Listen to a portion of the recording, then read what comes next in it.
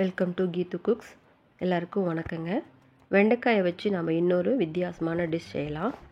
இந்த வெண்டைக்காய் டிஷ் சாதம், இட்லி, தோசை, பூரி, சப்பாத்தி எல்லா டிஃபன் ஐட்டம்ஸ்க்கும் மேட்ச் ஆகும். ஒரு கடாயில் 4 ஸ்பூன் அளவுக்கு எண்ணெய் விட்டுக்கலாம். எண்ணெய் கொஞ்சம் தாராளமாகவே விட்டுக்கலாம். நம்ம இந்த டிஷ்ஷில் எடுக்கிற வெண்டைக்காய்க்கு தகுந்த மாதிரி வெங்காயமும் எடுத்துக்க போகிறோம். இப்போது ஒரு 1/4 கிலோ அளவுக்கு வெண்டைக்காய் எடுக்கிறோம்னா 1/4 கிலோ அளவுக்கு பெரிய வெங்காயமும் எடுத்துக்க போகிறோம். அந்த பெரிய வெங்காயம் இப்போ ஒரு 5 வெங்காயம் வருதுன்னா அது 5ஐயும் நம்ம பெரிய பீசஸாக கட் பண்ணி இந்த எண்ணெயில் நல்லா பொன்னிறமாக வதக்கி எடுத்துக்கலாம். அதே கடாயில் வெண்டைக்காயையும் போட்டு நமக்கு அந்த வழவழப்பு தன்மை போகிற அளவுக்கு வதக்கி தனியாக எடுத்து வச்சுக்க போகிறோம்.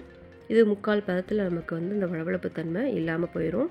ஸோ இப்போ நம்ம அதையும் தனியாக எடுத்து வச்சுட்டு அதே கடாயில் மறுபடியும் 2 பெரிய வெங்காயத்தை குட்டி குட்டியாக கட் பண்ணி சேர்த்து வதக்கலாம்.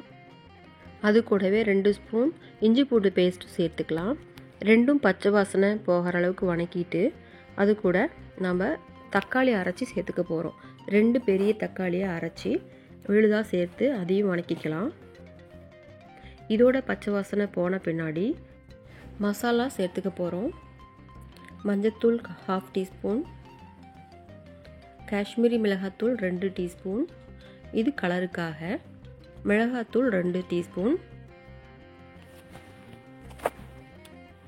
மல்லித்தூள் 2 டீஸ்பூன், இது கிரேவி கொஞ்சம் கெட்டியாக தரத்துக்காக, கரம் மசாலா 1/2 டீஸ்பூன், சீரகத்தூள் 1/2 டீஸ்பூன். இந்த டிஷ்ஷுக்கு தேவையான அளவு உப்பு சேர்த்துக்கலாம். இப்போ மசாலாவோடு எல்லாமே சேர்த்து கிளறி விட்டு பச்சை வாசனை போகிற அளவுக்கு வதக்கிக்கலாம்.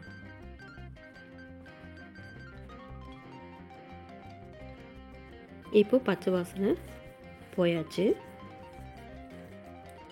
பச்சை மிளகா ஒரு 3 நல்லா சாப் பண்ணி அதையும் சேர்த்துக்கலாம்.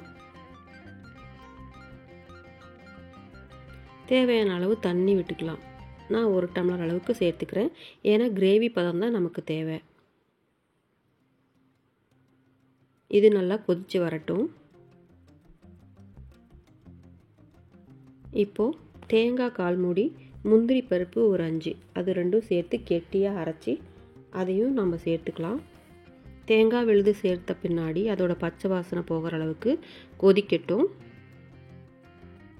இந்த ஸ்டேஜில் நம்ம வதக்கி வச்ச வெங்காயம் சேர்த்துக்கலாம். அது கூடவே நம்ம வதக்கி வச்ச வெண்டைக்காயையும் நம்ம சேர்த்துக்க போகிறோம்.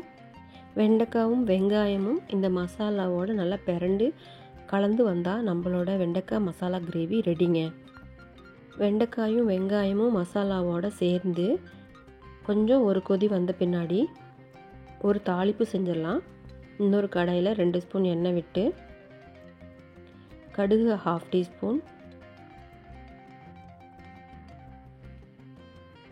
சீரகம் 1 டீஸ்பூன் சேர்த்துக்கலாங்க.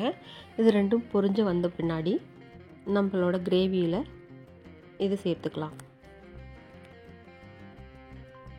நம்மளோட வெண்டைக்காய் மசாலா கிரேவி இப்போது அற்புதமாக சூப்பராக கலர்ஃபுல்லாக டேஸ்டியாக ரெடி ஆயிடுச்சுங்க. தாளிப்பு முடிஞ்ச பின்னாடி எண்ணெய் பிரிஞ்சு வந்ததும் நம்ம இறக்கிக்கலாம். பார்க்கும்போதே கலர்ஃபுல்லாக இருக்குது. நாங்கள் செஞ்சு சாப்பிட்டு பார்த்தோம், சூப்பராக இருக்குது. நீங்களும் வீட்டில் செஞ்சு சாப்பிட்டு பார்த்துட்டு உங்களோட கமெண்ட் சொல்லுங்கள்.